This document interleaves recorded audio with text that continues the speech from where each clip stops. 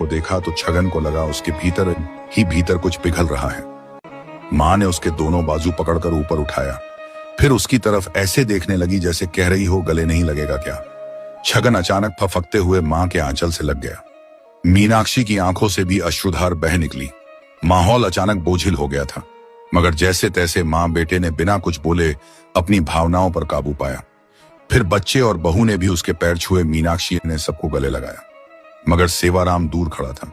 उसने हाथ जोड़कर पत्नी का अभिवादन किया तो मीनाक्षी के दिल के भीतर कुछ टूटकर बिखरने लगा। मीनाक्षी सेवाराम के पास बैठी थी। दोनों एकांत में भी चुप थे। छगन और उसके बीवी बच्चे उनके पास नहीं थे।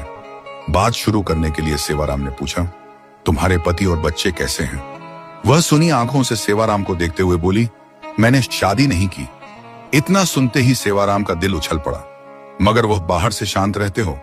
वे बोला, क्यों? वह बोली, आपने भी तो नहीं की दूसरी शादी।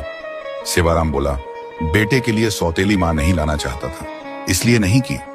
मगर तुम तो फ्री थी। वह उदास होकर बोली, एक औरत की शादी एक ही बार होती है। दूसरे मर्द को शरीर सौंपना खुद को खत्म करने जैसा है। मैं खत्म नहीं होना चाहती थी, इसलिए अकेले जीना मंजूर कर लिया। वह झिझकते हुए बोला, तो लौट आती। मीनाक्षी ने झटके से सर उठाकर उसकी तरफ देखा, फिर बोली, किस हक से लौट आती तलाक जो ले चुकी थी? मैं तो ना समझ थी, मगर आप भी उस वक्त कितने ज्यादा चिड़चिड़े हो गए थे।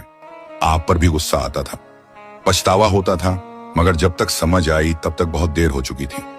धीरे धीरे अकेले रहने की आदत पड़ गई। सेवाराम बोला, सच कहती हो, उस समय हम दोनों ही गलत थे।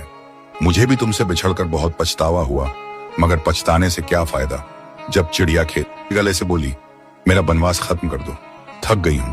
अकेले चलते चलते अब थोड़ी सी सुस्ताना चाहती हूँ, परिवार के साथ रहना चाहती हूँ।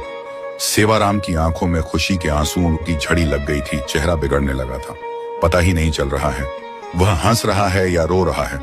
दीवार के उस पार खड़ा छगन और उसकी पत्नी दोनों कान लगाकर सुन रहे थे। छगन पत्नी का हाथ पकड़कर दूर ले जाता हुआ खुशी में चहकता हुआ आंसुओं को रोकता गया। बोला, मां लौट आई है। सेवाराम बोला, तलाक के कागजों का क्या होगा? मीनाक्षी बोली, फाड़ देंगे। वह बोला, लोग क्या कहेंगे? वह बोली, कुछ दिन बातें बनाएंगे, फिर चुप हो जाएंगे। सेवाराम बोला, एक बार फिर सोच लो, गरीब और अनपढ़ आदमी हूं, इतने बड़े पद वाली बीवी को नहीं संभाल पाऊंगा। मीनाक्षी ने धीरे से सेवाराम के हाथ पर हाथ रखते हुए कहा, मैं हूं ना, सब कुछ संभाल लूंगी। इतना सुनकर सेवाराम ने मीनाक्षी का हाथ कसकर पकड़ लिया। चुपके से पढ़कर मत निकला करो, लाइक कमेंट्स शेयर कर दिया करो, कीमती समय निकालकर पढ़ने के लिए। धन्यवाद क्रिएटर विनायक वर्मा।